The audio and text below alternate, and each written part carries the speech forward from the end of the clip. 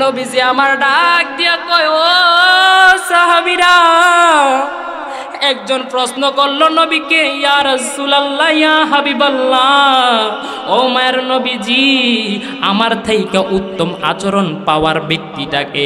নবী আমার বলল, ফা উম্মুকা, তোমার মা। আবার প্রশ্ন করলো, সুম্মা, তারপর কে?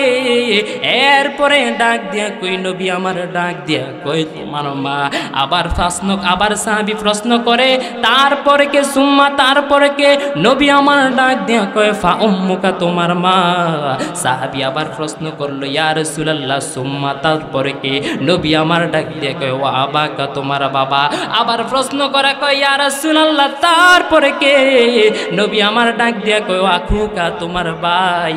সাহাবী ডাক দিয়ে কয়, ইয়া রাসূলুল্লাহ, ইয়া হাবিবাল্লাহ, নবী গো,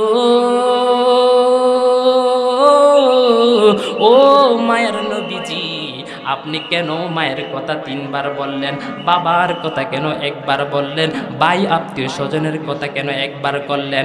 মায়ের কথা নবী আপনি কেন 3 বার করলেন? সাহাবী ডাক দিয়া কয়ে, কথা প্রশ্ন করার পরে নবী আমার ডাক দিয়া কয়, ও সাহাবী, শোনো রে, শোনো রে, কেন তোমার মায়ের কথা আমি 3 বার করলাম? তোমার বাবা আর মায়ের যখন বিবাহ সম্পূর্ণ হলো, বিবাহের পরে তোমার মা বাবার মধুর মিলনের কারণে তুমি সাহাবী, তখন তুমি সাহাবীর অস্তিত্ব ছিল না। বিয়ের পরে যখন তুমি তোমার মার গর্ভের মধ্যে আসলে, গর্ভের মধ্যে আসার পরে তোমার বয়স যখন 6 মাস হয়ে গেল, তোমার বয়স যখন 7 মাস হয়ে গেল, তোমার বয়স যখন 8 মাস হয়ে গেল, তোমার বয়স যখন 9 মাস হয়ে গেল, ও সাহাবী, তুমি তো জানো না, তোমার বয়স যখন দিন দিন বৃদ্ধি হতে শুরু করলো, তুমি তোমার মায়ের কেমন কষ্ট দিছো। এই পেটের মধ্যে যখন ছিল, ছোট্ট একটা পেটের মধ্যে তুমি সন্তান ছিলা, হঠাৎ করে তোমার মায়ের মধ্যে, পেটের মধ্যে প্রসব বেদনা যন্ত্রণা হয়ে গেল। মা তোমার যখন তোমাকে যখন পেটের মধ্যে ধরেছে, ও সাহাবী, তুমি জানো না, তোমার বয়স যখন 9 মাস হয়ে গেল, তোমার মা হঠাৎ করে রাত্র নিশি যখন হয়ে গেল, তোমার মা ঘুমিয়েছিল রে। ইন দি মিন টাইমে তুমি তোমার মায়ের পেটের মধ্যে লড়াচড়া করতেছো, আল্লাহর আদেশে, আল্লাহর হুকুমে তুমি তোমার মায়ের পেটের মধ্যে লড়াচড়া করতেছো। ও সাহাবী, তুমি হয়তো জানো না রে, জানো না, তুমি যখন লড়াচড়া করতেছো, নিশি রাত হয়ে গেল, তোমার মা ঘুমিয়েছে, হঠাৎ করে ঘুমের মধ্যে তোমার মা একটা চিৎকার মাইরা উঠছে। ও সাহাবী, তুমি হয়তো জানো না রে, জানো না, দুনিয়ার পশু পাখি বৃক্ষলতা সব কিছু ঘুমিয়ে গেল, কিন্তু তোমার মা হঠাৎ করে চিৎকার মেরে উঠলো। তোমার বাবা প্রশ্ন করবে, তুমি হঠাৎ করে কেন চিৎকার দিলা? মা কিন্তু কয় না, পেটের মধ্যে সন্তান লড়াচড়া করছে, এই জন্য আমি কষ্ট পাইছি। মা এই কথা বলে না, মা বললে দুঃস্বপ্ন দেখেছি। শুধু তাই নয়, আমি যখন মায়ের পেটের মধ্যে ছিলাম, তখন কালা মা সবার জন্য খাবার রান্না করতেছে, মা সবাইকে খাবার বেড়ে দিচ্ছে। আমার বন্ধুরা, আব্বুরা, গভীর মনোযোগ। ইন দি মিন টাইমে মা যখন সবাইকে খাবার বেড়ে দিচ্ছে, হঠাৎ করে আমি মায়ের পেটের মধ্যে লাথি মেরে দিলাম, মায়ের পেটের মধ্যে লড়াচড়া করতে যাইয়া আমি মাকে কষ্ট দিয়ে দিলাম। মা খাবার খাইতে লাগলো, আমি মাকে ওই সময় কষ্ট দিলাম। কষ্ট দিতে এমন একটা পর্যায়ে চলে গেল, এই যে পৃথিবীর জমিনের মধ্যে আমি আসলাম, আসার পূর্বে মায়ের পেটের মধ্যে আমি মাকে অনেক কষ্ট দিছি। এই জন্য আমার নবী বলছে, 1 নাম্বার কারণ হচ্ছে, তুমি তোমার মায়ের পেটের মধ্যে যখন ছিলা, তোমার মা তোমাকে নিয়ে অনেক কষ্ট করছে। এই কষ্ট করার কারণে তোমার প্রথম আদর্শবান, তোমার প্রথম অধিকার, তোমার মা হচ্ছে তোমার প্রথম অধিকার, যে তোমার কাছ থেকে উত্তম আচরণ পাবে। বলুন না সুবহানাল্লাহ। ইয়া রাসূলুল্লাহ, 2 নাম্বার কেন? যখন আমি পৃথিবীর জমিনের মধ্যে আসব, যখন আমি দুনিয়ার মধ্যে আসব, সময় হয়ে গেল, মানুষ, আপনার মা, আমার মা যখন আমাকে প্রসব বেদনা, দুনিয়ার মধ্যে আমরা যে সময়টাতে আসব, মেডিকেল সায়েন্স বলে 47 ইউনিট পর্যন্ত একজন মানুষের কষ্ট অনুভব হয়। কি মেডিকেল সায়েন্স বলে 47 ইউনিট পর্যন্ত কেউ যদি কোনো কষ্ট পায়, অর্থাৎ একসঙ্গে যদি একজন মানুষের 20টা হাড্ডি যদি, হাড়ের হাড্ডি যদি একসঙ্গে ভেঙে যায়, একটা মানুষ যেই কষ্ট পাবে, এই কষ্টটাকে মেডিকেল সায়েন্স বলে 47 ইউনিট পর্যন্ত কষ্ট। একটা মানুষ 47 ইউনিট পর্যন্ত কষ্ট সহ্য করতে পারে, 47 ইউনিটের বেশি কষ্ট সে সহ্য করতে পারে না। কিন্তু নিউ মেডিকেল সায়েন্স বলে আপনি আমি যখন মার পেটে থেকে দুনিয়ার মধ্যে আসব, যেই সময়টা আপনার মা আমার জন্য, আমার মা আমার জন্য যেই কষ্টটা করছে, অর্থাৎ যেই সময়টা মায়ের পেট থেকে আপনি আমি পৃথিবীর জমিনে আসব, ওই সময় মা 47 ইউনিট নয় 57 ইউনিট কষ্ট পায়। 47 ইউনিট কষ্ট একজন পুরুষ সহ্য করতে পারবে না, কিন্তু আমার মা আপনার মা 57 ইউনিট কষ্ট করেছে। এই সময়টার এই জন্য নবী আমার বলেছেন, তোমার মা যখন পৃথিবীর জমিনে তোমাকে প্রসব বেদনার সময় যে কষ্টটা অনুভব হয়, এই 2 নাম্বার কারণে তোমার মা 2 নাম্বার আচরণ, উত্তম আচরণ পাওয়ার মালিক। বলুন না সুবহানাল্লাহ। সাহাবী ডাক দিয়া কই, ইয়া রাসূলুল্লাহ 3 নাম্বার কি কারণে মা সম্মান পাবে? নবী আমার ডাক দেয়া কই, সাহাবী শোনো রে, ও সাহাবী শোনো, 3 নাম্বার সম্মানের পাওয়ার মালিক কি কারণে তোমার মা। তুমি পৃথিবীর জমিনের মধ্যে চলে আসছো, তোমাকে যে মানুষটা সর্বপ্রথম তুমি যে মানুষটার থেকে রিজিক পেয়েছো সেটা হচ্ছে তোমার মা। সুবহানাল্লাহ। ওরে মায়ের কান্দন যাবদ জীবন, কয়েক মাস পর বোনের কান্দন রে। মায়ের কান্দনটা বেশি কেন? মা সন্তানের প্রতি কেন বেশি এত আদরশীল, এত যত্নবান জানেন? ও আমার শাকতলার যুবক বন্ধুরা, শুনে নাও, শুনে নাও। 1 নাম্বার মা কষ্ট করেছে তোমাকে পেটের মধ্যে রেখেছে, 2 নাম্বার কষ্ট করেছে তোমাকে পৃথিবীর জমিনের মধ্যে এনেছে, 3 নাম্বার কষ্ট হচ্ছে মা যখন তোমাকে আমাকে পৃথিবীর জমিনের মধ্যে এসে গেছি, তখন মা তোমাকে যেই দুধ পান করাচ্ছে, মা যেই 2 বছর ধরে তোমাকে দুধ পান করায়, ওই সময়টার মধ্যে তুমি আমি যেই কষ্ট মাকে দেই, মা ইচ্ছে করলে কোনো জায়গায় যাইতে পারে না, মা ইচ্ছে করলে বন্ধু কোনো ইচ্ছা করলে কোনো খাবার খাইতে পারে না। যেই খাবারটা আমার মা খাবে, যেই খাবারটা আপনার মা খাবে, সেই খাবারটা আপনার আমার মুখে তুলে দেয়। কথা বলুন ঠিক কিনা? এই জন্য আমার বন্ধুরা, আব্বুরা গভীর মনোযোগ, নবী আমার ডাক দেখো, ও সাহাবীরা শোনো, তোমার মা তোমাকে যখন কালা পেটের তুমি যখন দুনিয়ার মধ্যে চলে এসেছো, ওই সময়ের মধ্যে 3 নাম্বার কষ্ট অনুভব হয়, 2 নাম্বার কষ্ট অনুভব হয়, 3 নাম্বার তোমাকে যখন পালতে পালতে মা তোমাকে বড় করে। এই আমার বন্ধুরা, শাকতলার যুবক বন্ধুরা, হয়তোবা তুমি তোমার মাকে কদর করতে জানো না, তুমি তোমার মাকে খাবার দিতে পারো না, তোমার ইনকামের টাকা তোমার মাকে ভাগ দিতে পারো না, তোমার ইনকামের টাকা তোমার মা খাইতে পারে না, তোমার ইনকামের টাকা দিয়ে তোমার মা একটা শখ পূরণ করতে পারে না, তোমার ইনকামের টাকা দিয়ে তোমার মা একটা ভালো কিছু খাইতে পারে না, তোমার ইনকামের টাকা দিয়ে তোমার মা ইচ্ছে করলে একটা শাড়ি কিনতে পারতো, কিন্তু তোমার ইনকামের টাকা দিয়ে তুমি মাকে একটা শাড়ি কিনতে দিতে পারো না, তুমি তোমার ইনকামের টাকা দিয়ে মায়ের জন্য একটা ভালো কাপড় কিনে দিতে পারো না। ও আমার বন্ধুরা, এই আমার শাকতলার যুবক বন্ধুরা, ও আমার ভাইয়েরা শোনো রে, এই জন্য তুমি যদি জীবনে কিছু হইতে চাও, জীবনে যদি জিরো থেকে হিরো হইতে চাও, তুমি জীবনে যদি কোনো কিছু করতে চাও, তাহলে সর্বপ্রথম তুমি তোমার মায়ের দোয়া নিতে পার হবে। কথা বলুন ঠিক কিনা?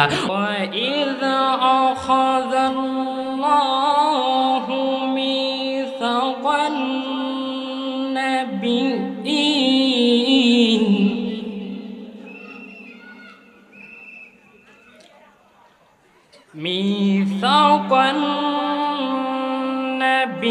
النبيين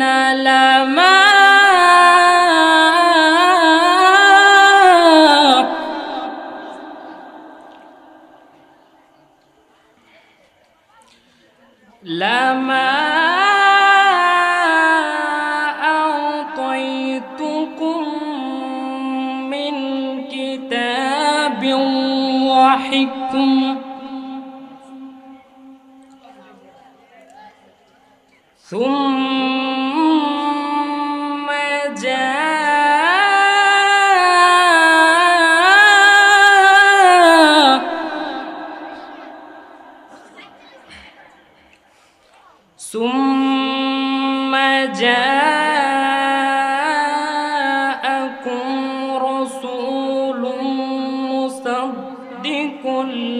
تسليما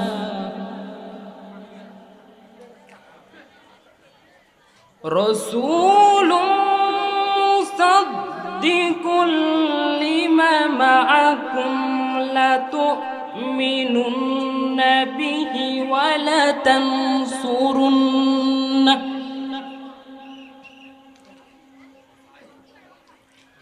قال أأقررتم وأخذتم على ذلكم إصري قالوا أقررنا قال فاشهدوا وأنا معكم من الشاهدين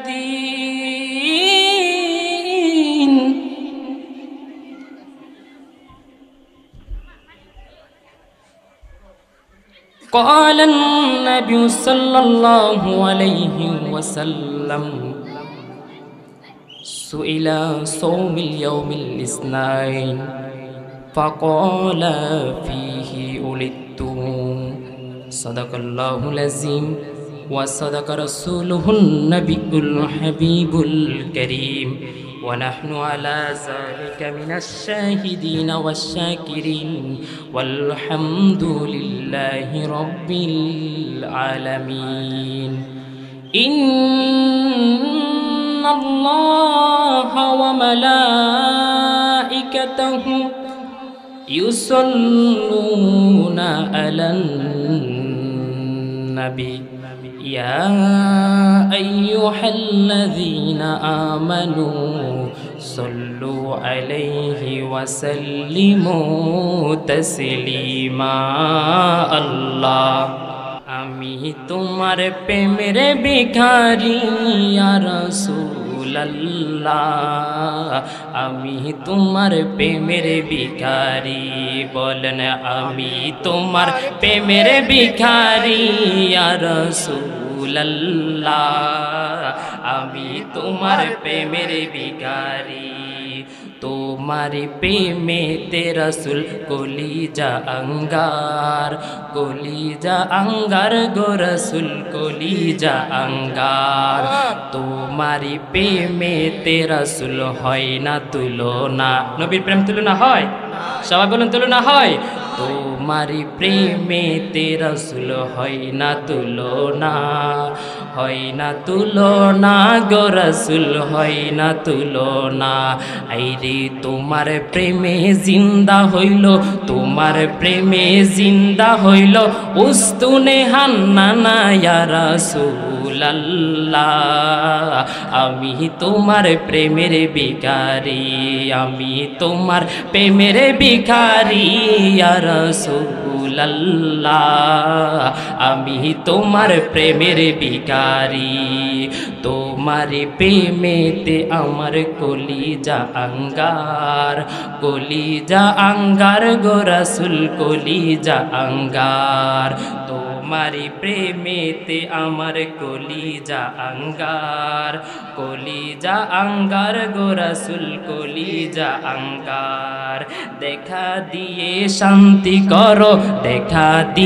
শান্তি করো সাকিয়ে কাউসার ইয়া রাসূলুল্লাহ আমি তোমার প্রেমের ভিখারি ইয়া রাসূলুল্লাহ ইয়া হাবিবাল্লাহ আমি তোমার প্রেমের ভিখারি আল্লাহ হাশরের ময়দান যখন কায়েম হয়ে যাবে নবীর প্রতি আপনি প্রেম নিয়ে মোহাব্বত নিয়ে যখন নবীর উপর দুরূদ শরীফ পড়বেন ভালোবাসা নিয়ে দুরূদ শরীফ পড়বেন এটা আপনার জন্য কেমন লাভ হবে হাশরের ময়দান যখন কায়েম হয়ে যাবে আল্লাহ রাব্বুল পাক আলামিন ফেরেশতাদেরকে অর্ডার দিব ও ফেরেশতারা শুনে রাখো আমার বান্দাদের মধ্যে তোমরা যখন নেকের আমলগুলো যখন হাশরের ময়দানে তোমরা তাদের নেকের আমলগুলো হিসাব নিকাশ হবে কি করবে তোমরা যাদের নেকের পাল্লাটা ভারী হয়ে যাবে তাদেরকে জান্নাত দিয়ে দিবে আর যাদের নেকের পাল্লাটা কম হয়ে যাবে, বদের পাল্লাটা ভারী হয়ে যাবে, তাদেরকে জাহান্নামে দিয়ে দিবে। বলুন না নাউজুবিল্লাহ। আল্লাহ বলেছেন, ও ফেরেশতার দল, যখন আমার উম্মতের মধ্যে, আমার বান্দাদের মধ্যে নেকের পাল্লা যখন ভারী হবে জান্নাত দিবা, বদের পাল্লা ভারী হলে জাহান্নামে দিয়ে দিবা। ইন দি মিন টাইমে ফেরেশতারা এক দলের যখন দেখবে অনেকের নেকের পাল্লা ভারী হয়ে গেছে, তাদেরকে জান্নাত দিয়ে দিবে। যাদের বদের পাল্লা ভারী হবে তাদেরকে জাহান্নামে দিয়ে দিবে। নবীজি আমার বলেন, ও সাহাবী রে সাহাবী, একদল উম্মতের নেকের পাল্লাটাও ভারী হবে না, বদের পাল্লাটাও ভারী হবে না, সমান সমান হবে। বলুন না সুবহানাল্লাহ। সুবহানাল্লাহ। আমার উম্মতের মধ্যে এক দলের নেকের পাল্লা ভারীও হবে না, বদের পাল্লাও ভারী হবে না, সমান সমান হবে। এবার ফেরেশতারা আল্লাহর কাছে যে বলবে, মালিক তুমি তো বলেছো তোমার বান্দাদের মধ্যে যাদের নেকের পাল্লা ভারী হবে জান্নাতে দেওয়ার জন্য, বদের পাল্লা যাদের ভারী হবে জাহান্নামে দেওয়ার জন্য, কিন্তু একদল উম্মতে দেখলাম নেকের পাল্লাটাও ভারী হয় না, বদের পাল্লাটাও ভারী হলো না, সমান সমান সমান হয়ে গেল। এখন তাদেরকে কি জান্নাতে দিব নাকি তাদেরকে জাহান্নামে দিব? ফেরেশতারা তো কনফিউশনে পড়ে যাবে। আল্লাহর কাছে যখন বলবে এই কথা, আল্লাহ বলবে এটা কোন নবীর উম্মত, তারা কোন নবীর উম্মত? তখন ফেরেশতারা বলবে তারা হলো আখির জামানার নবীর উম্মত। বলুন না সুবহানাল্লাহ। আল্লাহ ডাক দিয়ে বলবে, যেহেতু আমার বন্ধু নবীর উম্মত, শ্রেষ্ঠ নবীর উম্মত হওয়ার কারণে আমি আল্লাহ তাদেরকে স্পেশাল একটা পাওয়ার দিব। বলুন না সুবহানাল্লাহ। সাহেবদেরকে বলবে, ও ফেরেশতার দলেরা শুনো, আমার উম্মতের বা আমার বান্দাদের মধ্যে যাদের নেকের পাল্লা ভারী হয় নাই, বদের পাল্লা ভারী হয় নাই, যাদের সমান সমান হয়ে গেছে, তাদেরকে একটা সুসংবাদ দিয়ে দাও, তাদেরকে আমি আল্লাহ একটা সুযোগ দিয়ে দিব। আল্লাহ বলবে, ও ফেরেশতার দলেরা শোনো, আমার এই বান্দাগুলোকে বলবা, আমার বান্দা যদি পুরা হাসরের ময়দানটাকে যদি ঘুরে ফিরে, যদি যেহেতু তার নেকের পাল্লা ভারী হয় নাই, বদের পাল্লাটাও ভারী হয় নাই, সমান সমান হয়ে গেছে, সেই যদি বিন্দু পরিমাণ নেক আমল পৃথিবীর মানুষ থেকে নিয়ে আসতে পারে, হাসরের ময়দান থেকে সে যদি এক বিন্দু পরিমাণ নেক আমল নিয়ে আসতে পারে, তাহলে তার নেকের পাল্লাটা ভারী হয়ে যাবে। নেকের পাল্লাটা ভারী হয়ে গেলে আমি আল্লাহ তাকে জান্নাতের সুসংবাদ দিয়ে দেব। আমার বান্দাদেরকে তোরা ছেড়ে দে, আমার বান্দারা যেন পুরা হাসরের ময়দানে ঘুরে ঘুরে এক বিন্দু পরিমাণ নেক আমল আনতে পারে, তাহলে আমি আল্লাহ তাদেরকে জান্নাত দিয়ে দিব। বলুন না সুবহানাল্লাহ। ফেরেশতারা কি করবে ইন দি মিন টাইমে? আপনাকে আমাকে বলবে, ও আল্লাহর বান্দারা শোনো রে, আল্লাহ তোমাদেরকে একটা সুযোগ দিছে। কি দিছে? একটা সুযোগ দিছে, তোমরা যদি পুরো হাসরের ময়দানটা ঘুরে ঘুরে একটা নেক আমল আনতে পারো, তাহলে আমি আল্লাহর পক্ষ থেকে তোমাদেরকে জান্নাত দিবে। এই সুযোগ পাওয়ার পরে সমস্ত উম্মতগুলা দৌড়তে লাগবে। আল্লাহর পয়গম্বর নবী বলেছেন, তারা দৌড়তে বন্ধুর সঙ্গে দেখা হবে। কার সঙ্গে? বন্ধুর সঙ্গে দেখা হবে। বন্ধুর সঙ্গে যখন দেখা হবে, বন্ধুকে বলবে, ও বন্ধু, পৃথিবীর জমিনের মধ্যে তো আমরা একসঙ্গে চলেছি, একসঙ্গে থেকেছি, একসঙ্গে চলাফেরা করেছি। ও বন্ধু, হাসরের ময়দানে আমি বিন্দু পরিমাণ নেক আমলের জন্য ধরা খেয়ে গেলাম। ও বন্ধু, একসঙ্গে কত চলাফেরা করেছি, একসাথে কত খেয়েছি, একসাথে থেকেছি। বন্ধু, তুই যদি আমাকে বিন্দু পরিমাণ নেক আমল দেস, আমি জান্নাত পেয়ে যাব। ও বন্ধু, তুই আমাকে বিন্দু পরিমাণ নেক দিতে পারবি নি? সেই দিন বন্ধু বলবে, ও বন্ধু, তুমি যে দরার মধ্যে খাইছো, আমিও আল্লাহর কাছে সেই দরা খাইছি। ও বন্ধু, দুনিয়াতে তোমার টাকা লাগছে, টাকা দিছি, পারলে টাকা দিছি, না পারলে দেই নাই। ইচ্ছে করলে সাহায্য করেছি, কিন্তু না পারলে সাহায্য করতে পারি নাই।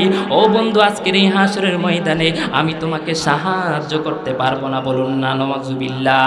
সেই দিন বন্ধু আপনাকে ফিরিয়ে দিবে। বান্দা কি করবে? ঘুরতে ভাইয়ের সঙ্গে দেখা হবে।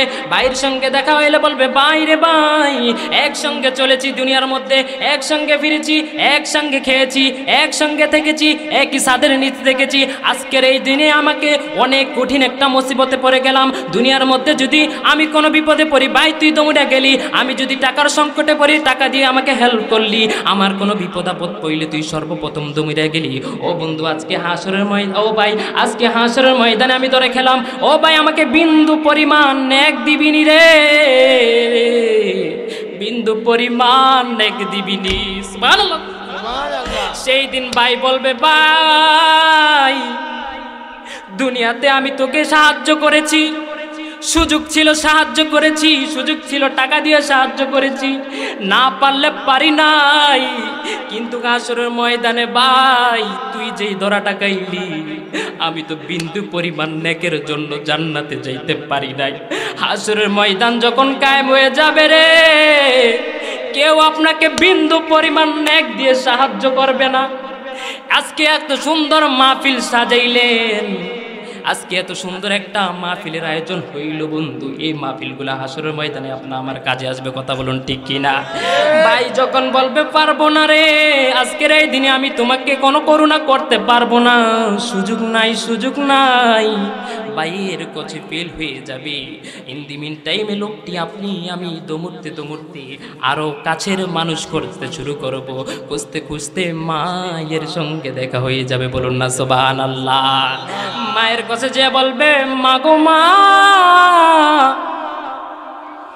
ও মা, দুনিয়াতে আপনি আমাকে লালন পালন করেছেন, দুনিয়াতে আপনি আমার জন্য অনেক কষ্ট করেছেন, মা আজকে আমাকে একটু নেক দিয়ে সাহায্য করতে পারবেননি? সেই দিন মাও ফেল হয়ে যাবে, মাও ফিরিয়ে দিবে, অথচ মা আপনাকে আমাকে কত কষ্ট করে লালন পালন করেছে, ঠিক কিনা? 10 মাস 10 দিন মায়ে গর্বে দিল ঠাই, রক্ত মাংস খাইয়া মায়ের ববে আইলাম ভাই, ঠিক নেই? আমরা 10 মাস 10 দিন কার পেটে আসছিলাম? মায়ের পেটে আসছিলাম না? 10 মাস 10 দিন মায়ে গর্বে দিল ঠাই, রক্ত মাংস খাইয়া মায়ের ববে আইলাম ভাই, ভূমিষ্ঠ হইয়া আমি উঠিলাম কান্দিয়া, শান্ত করাইল মায়ের বুকের দুধ দিয়া, আরে অসুখ হলে দেখি যাইয়া মাই রইছে মোর বিছানাই শুইয়া গো, আরে অসুখ হলে দেখি যাইয়া মাই রইছে মোর বিছানাই শুইয়া গো, আল্লাহর কাছে দোয়া করে সন্তানেরই নিও না, দুঃখের দরদি আমার জনমে দুঃখী মা, বলেন না দুঃখের দরদি মা, জনম দুঃখিনী মা, দুঃখের দরদি আমার জনমে দুঃখী মা, ওরে মায়ের কান্দন যাবদ জীবন, কয়েক মাস পর বোনের কান্দন রে, ঠিক নেই? বলেন না মায়ের কান্দন যাবদ জীবন,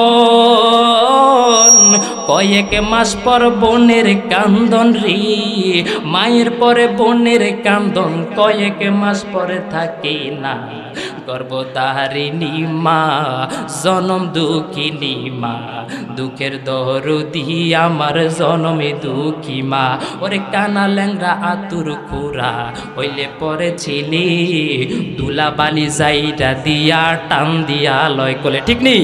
যদি সন্তান ল্যাংরা হয়, যদি সন্তান প্রতিবন্ধী হয়, পৃথিবীর মানুষ তাকে কোলে নিতে চায় না, পৃথিবীর মানুষ তাকে কোনো প্রকার সাহায্য করতে চায় না, কিন্তু মা জননী ফালাইতে পারে না, কথা বলুন ঠিক কিনা?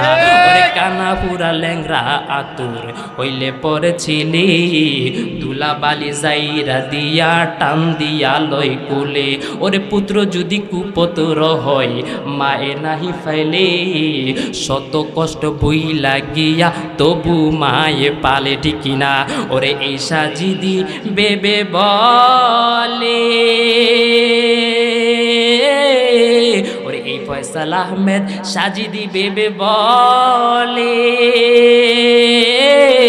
ওই জান্নাত মায়ের চরণ তলে গো, ওই তোরা দেখ বুখারী হাদিসে খুলে, দেখ বুখারী হাদিসে খুলে, করছে নবী ঘোষণা, দুঃখের দরদি আমার জনমে দুঃখী মা, বলেন না গর্ভধারিণী মা, জনম দুঃখিনী মা, দুঃখের দরদি আমার জনমে দুঃখী মা।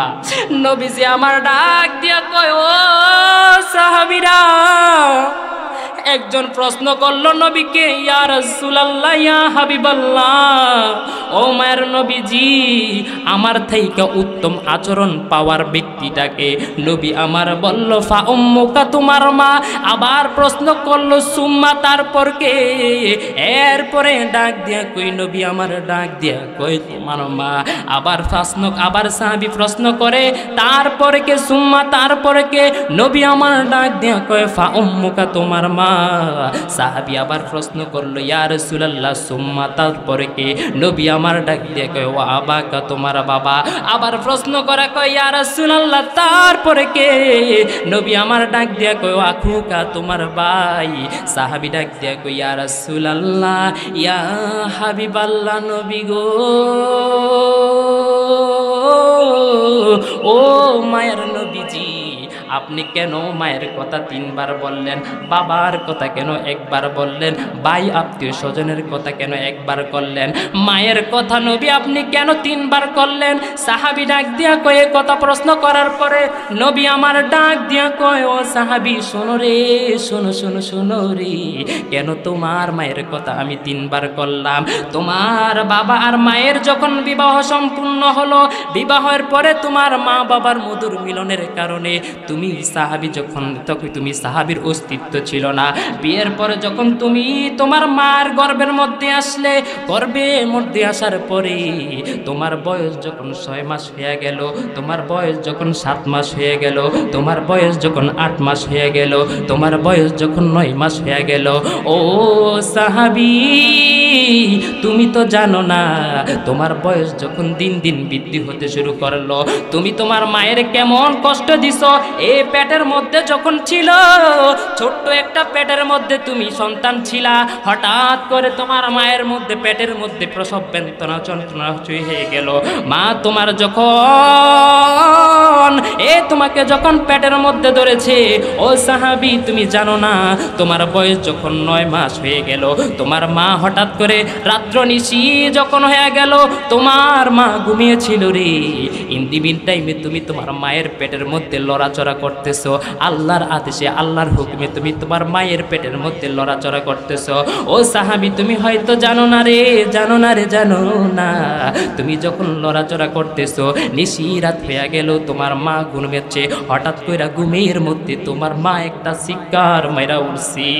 ও সাহাবী, তুমি হয়তো জানো না রে, জানো না, দুনিয়ার পশু পাখি বৃক্ষলতা সব কিছু ঘুমিয়ে গেল, কিন্তু তোমার মা হঠাৎ করে চিৎকার মেরে উঠলো। তোমার বাবা প্রশ্ন করবে, তুমি হঠাৎ করে কেন চিৎকার দিলা? মা কিন্তু কয় না, পেটের মধ্যে সন্তান লড়াচড়া করছে, এই জন্য আমি কষ্ট পাইছি। মা এই কথা বলে না, মা বললে দুঃস্বপ্ন দেখেছি। শুধু তাই নয়, আমি যখন মায়ের পেটের মধ্যে ছিলাম, তখন কালা মা সবার জন্য খাবার রান্না করতেছে, মা সবাইকে খাবার বেড়ে দিচ্ছে। আমার বন্ধুরা, বুড়া গভীর মনোযোগ, ইন দি মিন টাইমে মা যখন সবাইকে খাবার বেড়ে দিচ্ছে, হঠাৎ করে আমি মায়ের পেটের মধ্যে লাথি মেরে দিলাম, মায়ের পেটের মধ্যে লড়াচড়া করতে যাইয়া আমি মাকে কষ্ট দিয়ে দিলাম। মা খাবার খাইতে লাগলো, আমি মাকে ওই সময় কষ্ট দিলাম। কষ্ট দিতে দিতে এমন একটা পর্যায়ে চলে গেল, এই যে পৃথিবীর জমিনের মধ্যে আমি আসলাম, আসার পূর্বে মায়ের পেটের মধ্যে আমি মাকে অনেক কষ্ট দিছি।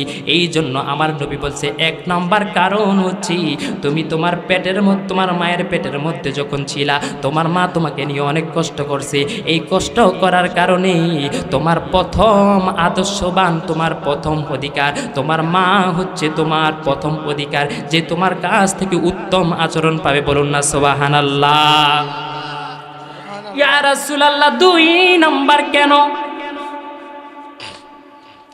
যখন আমি পৃথিবীর জমিনের মধ্যে আসব, যখন আমি দুনিয়ার মধ্যে আসব, সময় হয়ে গেল, মানুষ, আপনার মা, আমার মা যখন আমাকে প্রসব বেদনা, দুনিয়ার মধ্যে আমরা যেই সময়টাতে আসব, মেডিকেল সায়েন্স বলে 47 ইউনিট পর্যন্ত একজন মানুষের কষ্ট অনুভব হয়। কি মেডিকেল সায়েন্স বলে 47 ইউনিট পর্যন্ত কেউ যদি কোনো কষ্ট পায়, অর্থাৎ একসঙ্গে যদি একজন মানুষের 20টা হাড্ডি যদি, হাড়ের হাড্ডি যদি একসঙ্গে ভেঙে যায়, একটা মানুষ যেই কষ্ট পাবে, এই কষ্টটাকে মেডিকেল সায়েন্স বলে 47 ইউনিট পর্যন্ত কষ্ট। একটা মানুষ 47 ইউনিট পর্যন্ত কষ্ট সহ্য করতে পারে, 47 ইউনিটের বেশি কষ্ট সে সহ্য করতে পারে না। কিন্তু নিউ মেডিকেল সায়েন্স বলে আপনি আমি যখন মার পেটে থেকে দুনিয়ার মধ্যে আসব, যেই সময়টা আপনার মা আমার জন্য, আমার মা আমার জন্য যেই কষ্টটা করছে, অর্থাৎ যেই সময়টা মায়ের পেট থেকে আপনি আমি পৃথিবীর জমিনে আসব, ওই সময় মা 47 ইউনিট নয় 57 ইউনিট কষ্ট পায়। 47 ইউনিট কষ্ট একজন পুরুষ সহ্য করতে পারবে না, কিন্তু আমার মা আপনার মা 57 ইউনিট কষ্ট করেছে।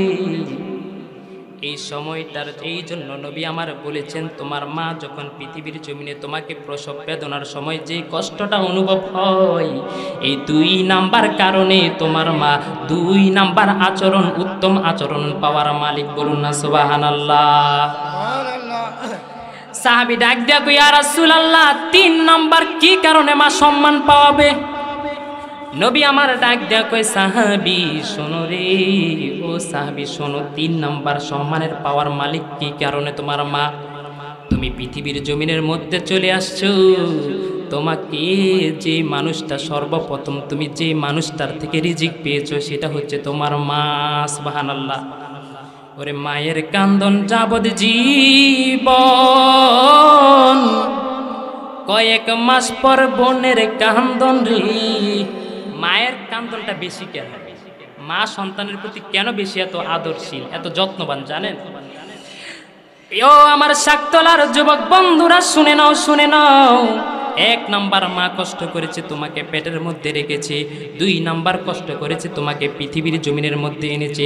3 নাম্বার কষ্ট হচ্ছে মা যখন তোমাকে আমাকে পৃথিবীর জমিনের মধ্যে এসে গেছি, তখন মা তোমাকে যেই দুধ পান করাচ্ছে, মা যেই 2 বছর ধরে তোমাকে দুধ পান করায়, ওই সময়টার মধ্যে তুমি আমি যেই কষ্ট মাকে দেই, মা ইচ্ছে করলে কোনো জায়গায় যাইতে পারে না, মা ইচ্ছে করলে বন্ধু কোনো ইচ্ছা করলে কোনো খাবার খাইতে পারে না। যেই খাবারটা আমার মা খাবে, যে খাবারটা আপনার মা খাবে, সেই খাবারটা আপনার আমার মুখে তুলে দেয়। কথা বলুন ঠিক কিনা? এই জন্য আমার বন্ধুরা, আব্বুরা গভীর মনোযোগ, নবী আমার ডাক দেখো, ও সাহাবীরা শোনো, তোমার মা তোমাকে যখন কালা পেটের তুমি যখন দুনিয়ার মধ্যে চলে এসেছো, ওই সময়ের মধ্যে 3 নাম্বার কষ্ট অনুভব হয়, 2 নাম্বার কষ্ট অনুভব হয়, 3 নাম্বার তোমাকে যখন পালতে পালতে মা তোমাকে বড় করে। এই আমার বন্ধুরা, শাকতলার যুবক বন্ধুরা, হয়তোবা তুমি তোমার মাকে কদর করতে জানো না, তুমি তোমার মাকে খাবার দিতে পারো না, তোমার ইনকামের টাকা তোমার মাকে ভাগ দিতে পারো না, তোমার ইনকামের টাকা তোমার মা খাইতে পারে না, তোমার ইনকামের টাকা দিয়ে তোমার মা একটা শখ পূরণ করতে পারে না, তোমার ইনকামের টাকা দিয়ে তোমার মা একটা ভালো কিছু খাইতে পারে না, তোমার ইনকামের টাকা দিয়ে তোমার মা ইচ্ছে করলে একটা শাড়ি কিনতে পারতো, কিন্তু তোমার ইনকামের টাকা দিয়ে তুমি মাকে একটা শাড়ি কিনতে দিতে পারো না, তুমি তোমার ইনকামের টাকা দিয়ে মায়ের জন্য একটা ভালো কাপড় কিনে দিতে পারো না। ও আমার বন্ধুরা, এই আমার শাকতলার যুবক বন্ধুরা, ও আমার ভাইয়েরা শোনো রে, এই জন্য তুমি যদি জীবনে কিছু হইতে চাও, জীবনে যদি জিরো থেকে হিরো হইতে চাও, তুমি জীবনে যদি কোনো কিছু করতে চাও, তাহলে সর্বপ্রথম তুমি তোমার মায়ের দোয়া নিতে পার হবে। কথা বলুন ঠিক না? ওরে মা বাবার কথা মতন যে জানে চলে না, মা বাবার কথা মতন যে জানে চলে না, আল্লাহ রাসূলের দয়া তারা পাবে না। আইরে আল্লাহ রাসূলের দয়া তারা পাবে না। ওরে মা বাবা অতি আপন, করো তোমরা তাহার যতন, মা বাবা অতি আপন, করো তোমরা তাহার যতন, 3 কবুলের বন্ধু পাইয়া বইলা যাইও না, 3 কবুলের বন্ধু পাইয়া বইলা যাইও না, আল্লাহ রাসূলের দয়া তারা পাবে না। আইরে মা বাবার কথা মতন যে জানে চলে না, আল্লাহ রাসূলের দয়া তারা পাবে না। হে আমার বন্ধুরা, বুঝিরা গভীর মনোযোগ, হে আমার শাকতলার বাইরা, তোমার পায়ের মধ্যে হাত দিয়ে বলে যাই, মার মনে যত কষ্ট দিয়েছো আর কষ্ট তুমি দিও না। মাটাকে আজকে যে মায়ের পায়ের মধ্যে যে দইরা আমি ফয়সাল আহমেদ সাজিদি বলে দিয়ে গেলাম, তুমি যদি তোমার মায়ের পায়ের মধ্যে দইরা মাপ চাইতে পারো, বলতে পারো মা জীবনে তোমার মনে অনেক কষ্ট দিয়েছি, জীবনে তোমাকে অনেক কষ্ট দিয়েছি, আর কষ্ট দিব না, আজকের পর থেকে তোমাকে আমি আর কষ্ট দিব না। এরম যদি তোমার জীবনের প্রতিফলন করতে পারো, তাহলে তোমার আমার আজকের এই মাহফিলটা সাকসেস হয়ে যাবে। মা বাবার মনে কষ্ট দিবে না। মা যখন তোমার থাকবে না, তখন বুঝতে পারবা মা হারা বেদনা কতটা কঠিন। আমি যখন কোনখানে যাই, মাহফিল থেকে যদি মাহফিলে যাই কিংবা যেই জায়গায় যাই, রাত্র যত গভীর হয় আমার মা আমার জন্য অপেক্ষা করে, কিন্তু এই মাটা যখন চলে যাবে, কিন্তু যখন তোমার মা তোমার জন্য অপেক্ষা করে, তুমি ঘরের বাহিরে থাকলে তোমার মা তোমার জন্য টেনশন করে। যেই দিন এই মাটা থাকবে না, সেই দিন বুঝতে পারবে মা হারা বেদনা কেমন কষ্ট। মা তুমি আমার আগে যেও না গো মোরে, বলো না মা তুমি আমার আগে যেও না গো মোরে, আমি কেমন করে দেব মাটি তোমার কবরে, আমি কেমন করে দেব মাটি তোমার কবরে।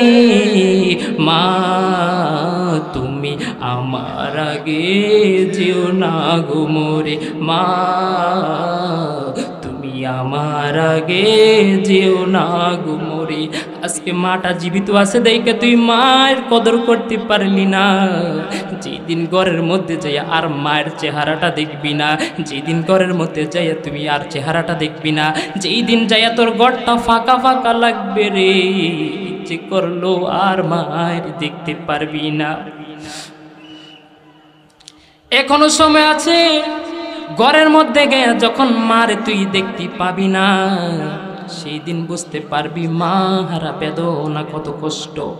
সেই দিন বুঝতে পারবি রে মা তোমার জীবনে আমার জীবনে কেমন মায়া ছিল, মা তোমার জীবনে আমার জন্য কতটা আপন ছিল। সেই দিন তুমি বুঝতে পারবা যুবক রে। আজকে যদি তুমি জীবনে কিছু হইতে চাও, মায়ের দোয়া লও, মায়ের দোয়া ছাড়া তুমি কিছু করতে পারবে না। যেই দিন তোমার মা বিদায় নিয়ে যাবে, সেই দিন তোমার আগে, সেই দিন তোমার ভিতরে কেমন অনুভূতি হবে জানো নি? যেই দিন তোমার মা এই পৃথিবী থেকে তোমাকে ছেড়ে চলে যাবে, সেই দিন বুঝতে পারবা তুমি কি হারাইছো। তোমার মাকে যখন তুমি কখন বুঝতে পারবা মা হারা কষ্টটা? যেই দিন তোমার মা এই পৃথিবীর জমিন থেকে চলে যাবে, যেই দিন মাকে সাদা মার্কিং শাড়িটা পরাইয়া ফেলবে, সেই দিন তুমি বুঝতে পারবা তোমার মা তোমার জন্য কেমন ছিল। সেই দিন তুমি বুঝতে পারবা মা তোমার জন্য কেমন ছিল। যেই দিন মাকে সাদা মার্কিং কাপড়ের মধ্যে পেরাইয়া ফেলবা, আর যখন এলাকার মানুষ যখন তোমারকে কাছ থেকে তোমার মাকে কাপড়ের কাপড় পরাইয়া যখন নিয়ে যাবে, তখন তুমি বুঝতে পারবে। আর তখন তুমি বলবে একটু দাঁড়াও মাইরে দেখি ও গ্রামবাসী। এই কথাটা তোমার কখন ফিল হবে? যখন মা দুনিয়াতে থাকবে না, যখন মাকে সাদা মার্কিং পরাইয়া যখন ফেলে দিবে, যখন মাকে কবরস্থানের দিকে নিয়ে যাবে, জানাজার দিকে নিয়ে যাবে, তখন তোমার ভিতরে অনুভূতি আসবে যে তোমার জীবনে মাটা কখন কেমন দামি ছিল, কেমন ভালোবাসার মানুষ ছিল। তখন তোমার এই গজলটা মনে পারবে, একটু দাঁড়াও মাইরে দেখি রে গ্রামবাসী, একটু দাঁড়াও মাইরে দেখি, একটু দাঁড়াও মাইরে দেখি রে গ্রামবাসী, একটু দাঁড়াও মাইরে দেখি। সাদা কাপড় পরাইয়া খাটে মাইরে শোয়াইয়া, কই যাইতেছো তোমরা নিয়া, খাটে মাইরে শোয়াইয়া সাদা কাপড় পরাইয়া, কই যাইতেছো তারে নিয়া। হায়রে কত রাত রে আইসা দেখছি বাড়িতে। আমি যখন কোনোখানে মাহফিলে যাই, সবাই ঘুমিয়ে যায়, আমার মাটা আমার জন্য অপেক্ষা করে। সে মাটা আমার থেকে যেদিন বিদায় নিয়ে চলে যাবে, সেই দিন আমার কষ্টটা কাকে আমি বুঝাবো? হায়রে কত রাত্রি আইসা দেখছি বাড়িতে, সবাই ঘুমায় আমার মা ঘুমাই না।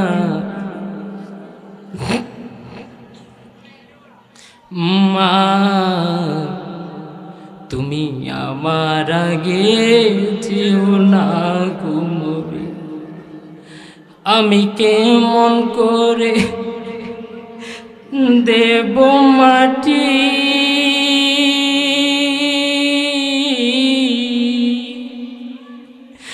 আমি কেমন করে দেব মাটি,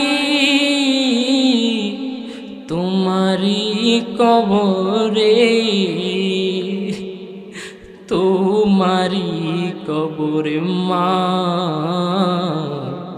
তুমি আমার আগে যেও না ঘুমোরে। মা তুমি আমার আগে যেও না ঘুমোরে। এই সন্তান তুমি হয়তো বা জানো না রে, আমি এখনো বলে যাই বয়সটা আমার অল্প, আমার বয়সটা খুবই অল্প। এখন পর্যন্ত এই স্টেজে আপনাদের সম্মুখে কথা বলতেছি আমার ওস্তাদকে পাশে রেখে।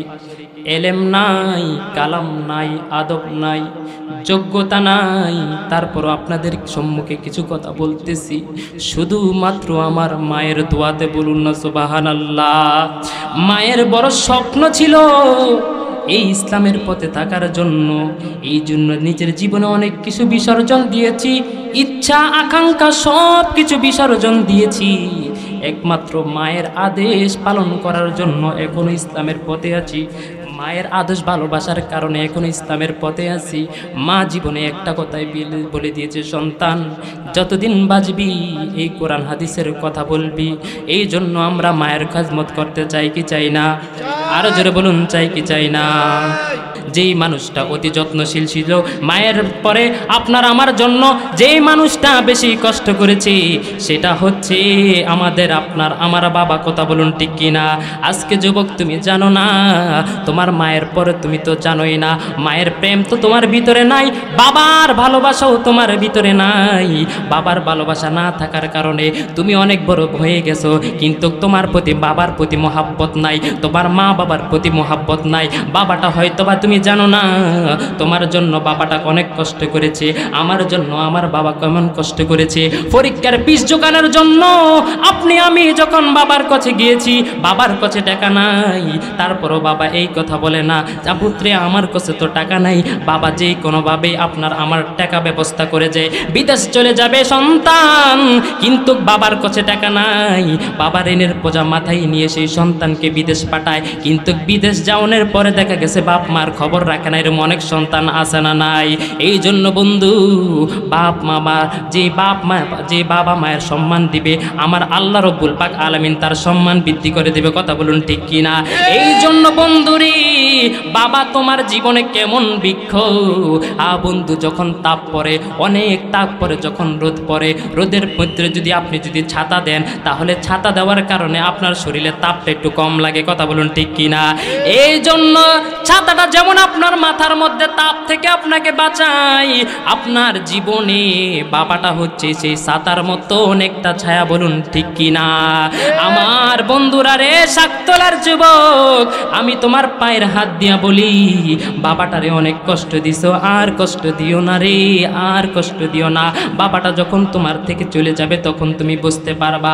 ও বন্ধুরে, আজকে আমি ফয়সাল আহমেদ সাজিদি অনেক টাকা ইনকাম করি, আমি অনেক টাকা ইনকাম করি, কিন্তু বন্ধু ইচ্ছা করলো বাবাকে খাওয়াইতে পারি না। ওই যে কবরস্থানের মধ্যে বাবা শুয়ে আছে রে, ইচ্ছে করলো তো বাবাকে একটু খাবার দিতে পারি না। এই যে আমার টাকা ইনকাম করি, আমার অনেক কষ্ট হয়, ইচ্ছে আজকে আমার ইনকামের টাকা দিয়ে যদি আমার বাবাকে আমি একটা লুঙ্গি কিনে দিতে পারতাম, আমার ইনকামের টাকা দিয়ে আমি যদি আমার বাবাকে একটা পাঞ্জাবি কিনে দিতে পারতাম, আমার ইনকামের টাকা দিয়ে আমি যদি বাবাকে এক কেজি ফল কিনে খাওয়াইতে পারতাম। অনেক টাকা ইনকাম করি, কিন্তু বাবাকে খাওয়াইতে পারি না। ও বন্ধু, তুমি কখন বুঝবা? যখন তোমার টাকা দিয়ে তোমার বাবার কাজে আসবে না, যখন টাকা দিয়া বাবাকে একটা লুঙ্গি কিনে দিতে পারবা না, তখন বুঝবা তোমার জীবনে বাবাটা কেমন। এ বন্ধু, তো এখনো তোমার বাবা বৃদ্ধ হয়ে গেছে, কিন্তু তুমি যদি কোথাও ঝগড়া হয়, তুমি যদি কোনো ঝগড়া হয়, তোমার বাবাটা হাঁটতে পারে না, তারপরও কোনো না কোনোভাবে তোমার ঝগড়ার মধ্যে এসে সন্তানের টানে চলে আসে। এই আমার শাকতলার বন্ধু রে, এবার তোমার বাবাটা যখন তোমার থেকে চলে যাবে, তখন তুমি বুঝতে পারবা বাবাটা তোমার জন্য কেমন ছিল। তুমি এখন হয়তো বা বুঝো না, বাপটারে বুড়া বেটা বলে গালি দাও। যখন তুমি চলে যাবে তোমার বাবা, তখন তুমি বুঝতে পারবা বাবা তোমার জীবনের কত একটা প্রয়োজন। বাবা মানে হাজার বিকেল আমার ছেলেবেলা, বাবা মানে রোজ সকালে পুতুল পুতুল খেলা, বাবা মানে হাজার বিকেল আমার ছেলেবেলা, বাবা মানে রোজ সকালে পুতুল পুতুল খেলা, বাবা মানে যাচ্ছে ভালো কাটছে ভালো দিন, বাবা মানে জমিয়ে থাকা আমার অনেক ঋণ, বাবা মানে যাচ্ছে ভালো কাটছে ভালো দিন, বাবা মানে জমিয়ে থাকা আমার অনেক ঋণ, বাবা মানে অনেক চাওয়া, বাবা মানে অনেক পাওয়া, বাবা মানে ছোট্ট শূন্যতা, বাবা মানে অনেক পূর্ণতা, বাবা মানে অনেক চাওয়া, বাবা মানে অনেক পাওয়া, বাবা মানে ছোট্ট শূন্যতা, বাবা মানে অনেক পূর্ণতা। জীবনের টানা পোড়া কিছুই বুঝি না, আমার গানের সরল লিপি তোমার মাঝেই খুঁজি। আহা, 10টা বছর হয়ে গেল বাবাকে বাবা বলে ডাক দিতে পারি না। তুমি এখন তো বাবাকে বাবা বলে ডাক দিতে পারতেছো, এই জন্য বাপ মার কষ্টটা তুমি বুঝতেছো না। করে অনেকে যে বাবা বলে ডাক দেয়, আমি তো পারি না। কেন পারি না? এই যে বাবা চান চলে গেল। বাবা গো বাবা, বাবা গো বাবা, বাবা তুমি কেমন আছো ছোট মাটির ঘরে, তোমার কথা হৃদয় মাঝে পড়ছে মরে মনে, বাবা গো বাবা, বাবা গো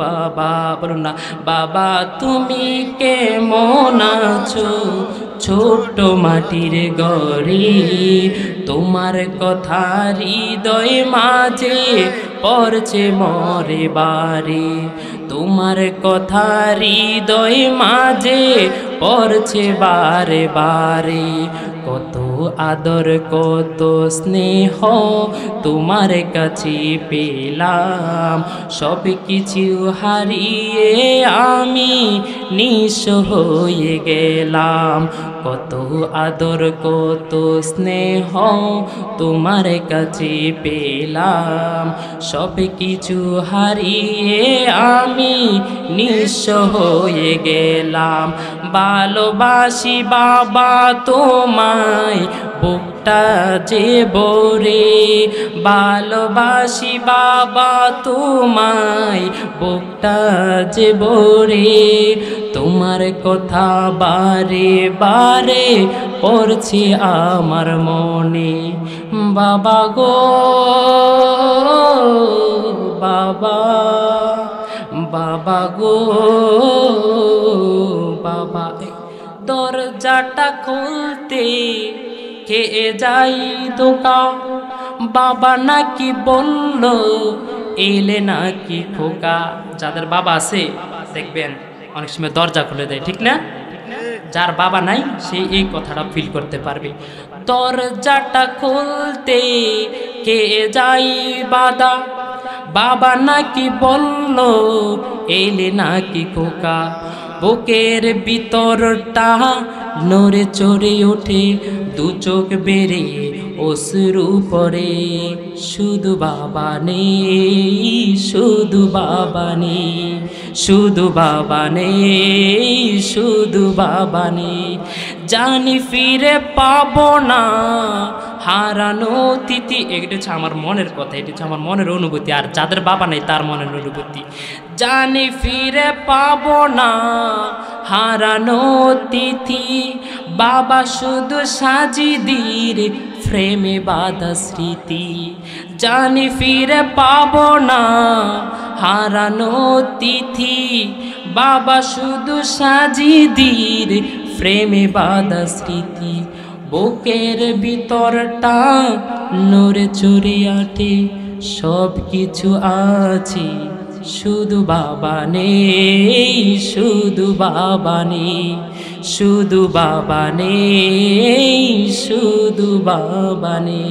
আমরা মা বাবার খেজমত করতে চাই তো? দুই হাত তুলে বলুন। সবাই চান? সবাই চান? তাহলে আমার সাথে একটা গজল গাইতে পারবেন? মা কেন এত দামি জানে না সকলে, বলো না বাবা কেন এত দামি জানে না সকলে। জানতো যদি পড়তো দেখে কোরআন হাদিস খুলে, জানতো যদি পড়তো খুলে কোরআন হাদিস খুলে। একটি হজের সোয়াবে মিলে, একটি হজের সোয়াবে মিলে, মাকে একবার দেখিলে, দেখিলে, দেখিলে। আপনি লাখ টাকা খরচ করে মক্কা মদিনায় যে হজ করবেন, কবুল হয়েছে কি হয় নাই আপনি কিন্তু বলতে পারবেন না। কিন্তু মায়ের দিকে যদি আপনি একবার ভালোবাসার নেক নজরে যদি একবার তাকান, নবী আমার বলেছেন, হুজুর সাহেব হুজুর আছে আমার উস্তাদ, নবী বলেছেন তোমার আমল নামায় কবুল হজের সোয়াব লিখে দে। সাহাবী প্রশ্ন করে, ইয়া রাসূলুল্লাহ যদি দুইবার তাকাই? হুজুরে কিন্তু আমাদেরকে হাদিসটা পড়াইছে। ইয়া রাসূলুল্লাহ যদি দুইবার তাকাই? নবী বলে দুইটা। যদি তিনবার তাকাই? তিনটা। চারবার তাকাই? চারটা। আমার নবী বলে একবার নয়, দুইবার নয়, চারবার নয়, যদি 100 বার তাকাও তোমার আমল নামার মধ্যে 100টা কবুল হজের সওয়াব লিখে দিবে। বলুন না সুবহানাল্লাহ। দুইটা হাত তুলে বলুন না, মা কেন এত দামি জানে না সকলে, বলুন মা কেন এত দামি জানে না সকলে। জানতো যদি পড়তো দেখে কোরআন হাদিস খুলে, একটি হজের সওয়াবে মিলে, একটি হজের সওয়াবে মিলে, মাকে একবার দেখিলে, দেখিলে, দেখিলে। মা কেন এত দামি জানে না সকলে। 2 বছর পান করালেন মায়ের বুকের দুধ, কোলে পিঠে নিয়ে আমায় দিতেন কত সুখ। 2 বছর পান করালেন মায়ের বুকের দুধ, কোলে পিঠে নিয়ে আমায় দিতেন কত সুখ। সেই মাকে কষ্ট দিলে, সেই মাকে কষ্ট দিলে, খোদার আরশ কাঁপে, কাঁপে, কাঁপে। মা কেন এত দামি জানে না সকলে। জানতো যদি পড়তো দেখে কোরআন হাদিস খুলে। বলুন না সুবহানাল্লাহ। আমার কথাগুলো বলার উদ্দেশ্য এই এরিয়া, এই সমাজ, আমার সমাজ, কথা কোন ঠিক কিনা? এই জন্য আমার যুবক বন্ধুদেরকে, আমার এলাকার ভাই বাবাদেরকে আমি একটা মেসেজ দিলাম আপনাদেরকে, পায়ে অনুরোধ করে পায়ে হাত দিয়ে বলে যাই, মা বাবাকে অনেক কষ্ট দিচ্ছেন। এখনও আমি দেখি অনেক যুবকের মা এখনও শান্তিতে থাকতে পারতেছে না, অথচ এই সময়ে মা বাবা আপনার জন্য নামাজ পড়ে দোয়া করার কথা, মা বাবা ঘরে থাকার কথা, বসে থাকার কথা, কিন্তু আপনার মা আপনার বাবা এখনও কাজ করা লাগে। আপনার মতন একজন যুবক থাকতে প্রয়োজন হয় না। যদি আপনি জীবনে অনেক কিছু করতে চান, আপনার মাটাকে আর কাজ করেন না, আপনার বাবাটাকে আর কাজ করতে দিয়েন না। বলবেন যে বাবা জীবনে অনেক কষ্ট করেছো, মা জীবনে অনেক কষ্ট করেছো, আর দরকার নাই। এখন আমি যথেষ্ট পরিমাণ বয়স হয়েছে, যথেষ্ট পরিমাণ আমার শরীরে এনার্জি আছে, যথেষ্ট পরিমাণ আমার জীবনে শক্তি আছে, আমি আবার তোমাকে একটু রেস্ট দিতে চাই। বাবা তোমাকে একটু রেস্ট নিতে চাই। বন্ধু খোদার কি কসম, আপনি যদি আজকে আমার কথা শুই না, এই শাকতলার মধ্যে একটা যুবক যদি আপনি আপনার মা বাবার কাছে ক্ষমা চেয়ে যদি, বন্ধু আপনার মা বাবার কাছে ক্ষমা চেয়ে যদি আপনি এই মাহফিলের উদ্দেশ্য সফল করতে পারেন, খোদার কি কসম আজকের এই মাহফিলটা সার্থক হয়ে যাবে। কথা বলুন ঠিক কিনা? আমি চাই আমার যুবক বন্ধুরা, আমার বাবাজিরা, আপনারা আপনার মা বাবাকে সম্মান করবেন, আপনার মা বাবাকে ইজ্জত করবেন। আপনি যদি আপনার মা বাবাকে সম্মান করতে পারেন, আল্লাহ আপনার সম্মান বাড়িয়ে দিব। যেমন করে সম্মান বাড়িয়ে দিয়েছে আমার সম্মান বাড়িয়েছে কি? কে বাড়িয়েছে? একমাত্র মায়ের দোয়াতে এখন এই পর্যন্ত এসেছি।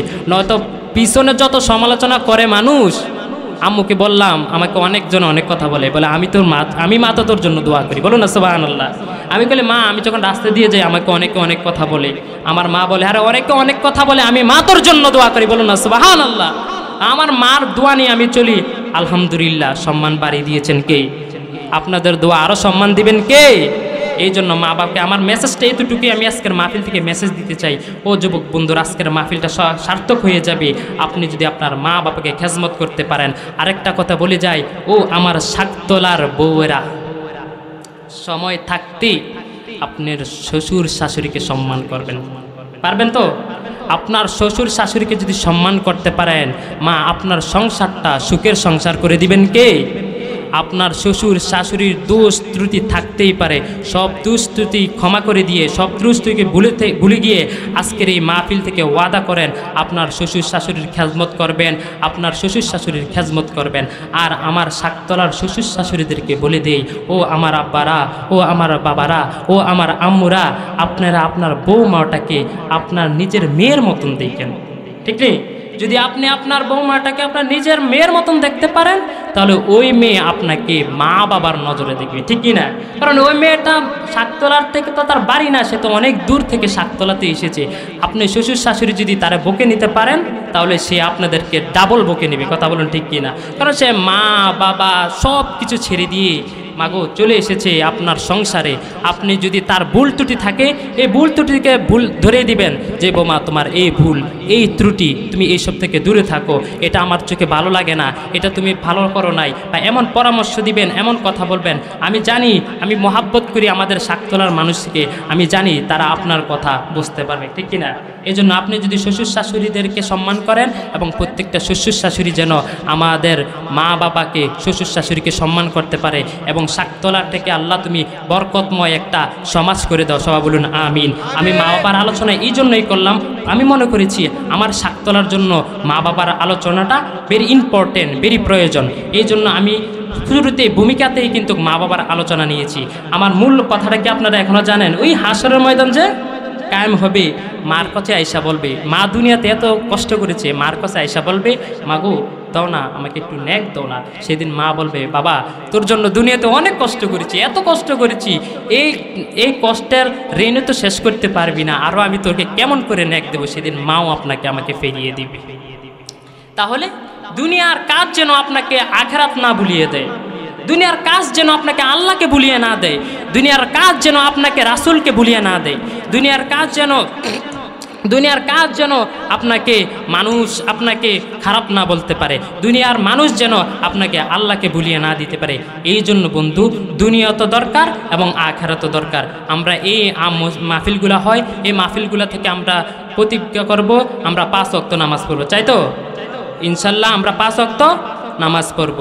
এবার নামাজ কীভাবে পড়লো? চা তাভাবে নামাজ পড়লে হবে না, মনোযোগ দিয়ে নামাজ পড়তে হবে, যেভাবে নামাজ পড়লে হবে না। ও মন ধরলি নামাজ পড়লি নামাজ সারা জীবন ভর, ও মন ধরলি নামাজ পড়লি নামাজ সারা জীবন ভর, নামাজে হইল না রে তোর নামাজের লইলি না খবর। নামাজেরই নিয়ত করে দাঁড়াইছো নামাজে, মনটা যদি থাকে তোমার দুনিয়ারি কাজে। নামাজেরই নিয়ত করে দাঁড়াইছো নামাজে, মনটা যদি থাকে তোমার দুনিয়ারি কাজে। নামাজ হইল না রে তোর নামাজের লইলি না খবর। নামাজের ভিতরে তোমায় মশাই কামড় দিলে, মশা তুমি আগে মারো রুকু সিজদা ফেলে, ঠিক নেই?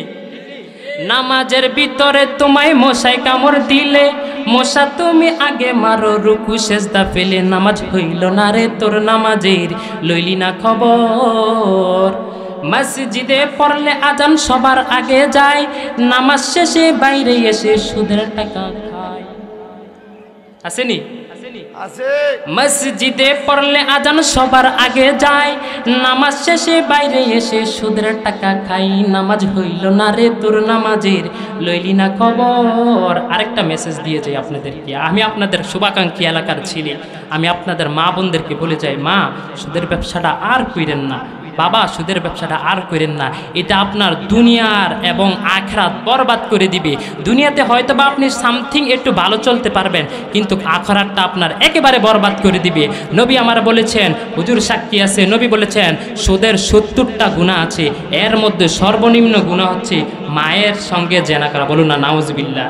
তাহলে যদি একজন পুরুষ সুদের উপরে টাকা খায় তাহলে মার সঙ্গে জেনা করলো, তাহলে একজন মহিলা যদি লাভের উপরে টাকা খায় তাহলে কার সঙ্গে জেনা জানেন? এর বিপরীতে, অর্থাৎ কোনো মহিলা যদি লাভের উপরে 1 টাকা খায় তাহলে সেই যেন তার বাবার সঙ্গে জেনা করলো। বলুন না নাউজুবিল্লাহ। আমি মেসেজটা আপনাকে দিয়ে দিলাম, আপনি যদি করেন এটা আপনার ব্যক্তিগত ব্যাপার, বাট আমি আপনাকে সাবধান করে দিলাম, যদি আপনার নামাজ রোজা হজ জাকাত সব কিছু যদি আপনি কবুল করতে চান তাহলে এই জিনিসটা ছেড়ে দেন। জীবনে অনেক খাইছেন, আর দরকার নাই, আল্লাহর কাছে তওবা কইরা আল্লাহর কাছে মাপ চাইয়া এই জিনিসটা থেকে বিরত থাকার চেষ্টা করবেন। যদি এই জিনিসটি থেকে বিরত থাকতে পারবেন, মা অল্প আমলেই নবী আমার বলেছেন তোমার নাজাতের ব্যবস্থা হয়ে যাবে। বলুন না সুবহানাল্লাহ। মহান আল্লাহ পাক আমাদেরকে সুদের ব্যবসা থেকে, ঘুষ থেকে হেফাজত করুক। সবাই বলুন আমিন। আরো জোরে বলুন আমিন। কে কে চাই আমরা আর সুদ খাবো না? হাত তোলেন তো। আপনারা কি খাইছে?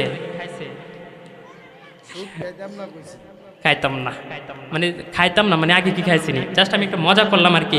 আল্লাহ রাব্বুল পাক আলামিন যেন আমাদের সুদের ব্যবসা থেকে, ঘুষের টাকা হারাম থেকে হেফাজত করুন। সবাই বলেন আমিন। আরো জোরে বলেন আমিন। আমি যাই ভূমিকে আর কথা বলবো না, আমি জাস্ট আর অল্প কদ্দুর সময়ের মধ্যে আমি পবিত্র কোরআনুল কারীম থেকে যে তেলাওয়াতকৃত আয়াতটা নিয়েছি এটার আলোকেই অল্প কিছু কথা বলবো ইনশাআল্লাহ। আমি মা বাবার খেজমতের আলোচনা করেছি। আমার যুবক বন্ধুরা ভাইয়েরা, আপনারা আমার এই মেসেজ নিয়ে আপনি মা বাবার খেজমত করবেন। মা বাবাকে অনেক কষ্ট দিচ্ছেন, আর দিয়েন না। 2 নাম্বার হচ্ছে আমার এলাকার মানুষদেরকে বলি, ও মা ও ভাই, আর সুদের ব্যবসা করেন না। এটা আপনাকে দুনিয়া তো অসম্মানী করবে এবং আখিরাতে তো আপনার সব শেষ হয়ে যাবে। আর এই জিনিসটা করবেন না। আমি পবিত্র কোরআনুল কারীমের হকটা একটু আদায় করে নিই।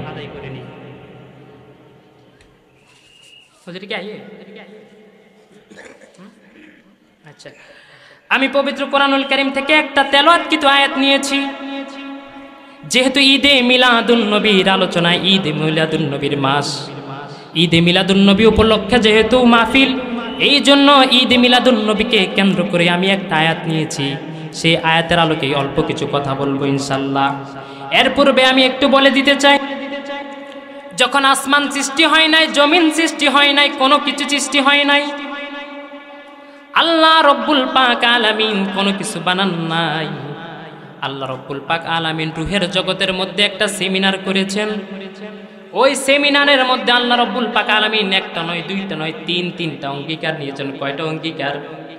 1 নাম্বার অঙ্গীকার নিয়েছেন, আলাস্তু বিরব্বিকুম, আমি কি তোমাদের প্রভু নই? ওই প্রশ্ন যখন আল্লাহ রাব্বুল পাক আলামিন রূহের জগতের মধ্যে করেছেন, ওই জায়গার মধ্যে ইহুদি, খ্রিস্টান, মুসলিম, মুনাফিক, কাফের, বেঈমান, রাস্তিক, বাস্তিক, রাম, বাম সমস্ত মানুষের রূহ ছিল।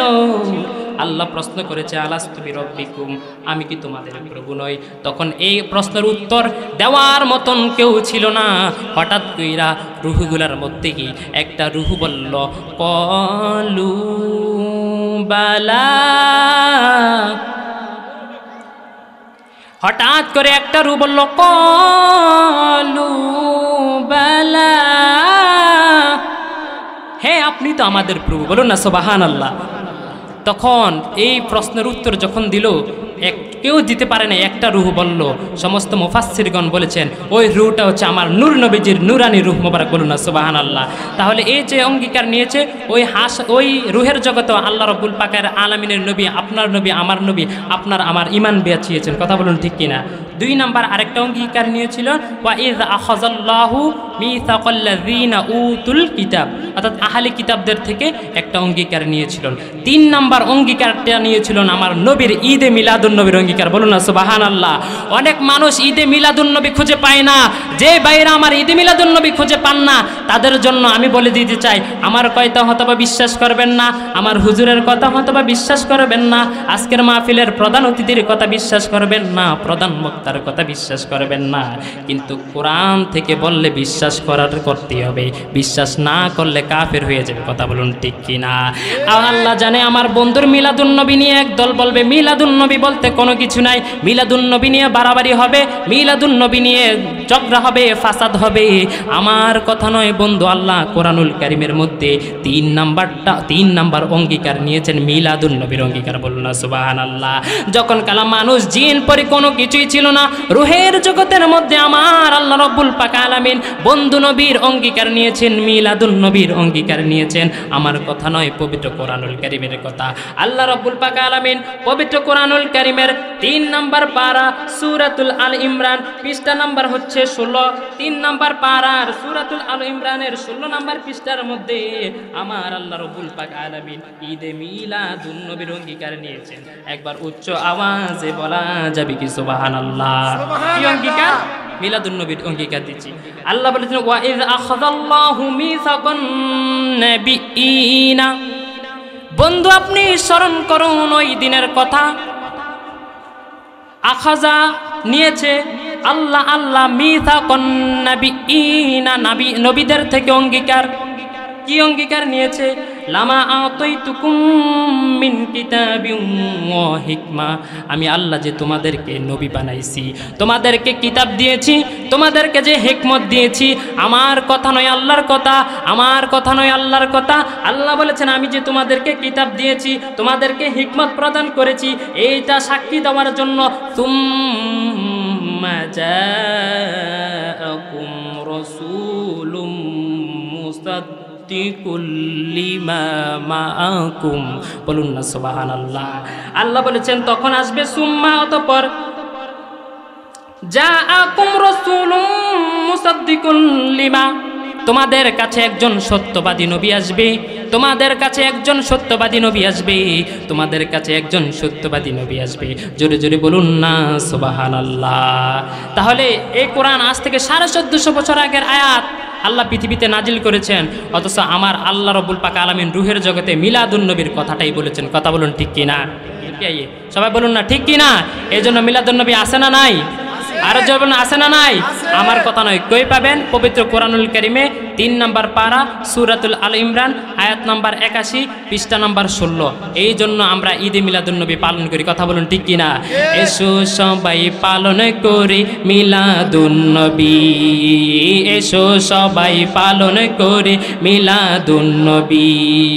নবীজি শ্রেষ্ঠ নিয়ামত কোরআনে পাবি, বাজানে নবীজি শ্রেষ্ঠ, নারাই তাকবীর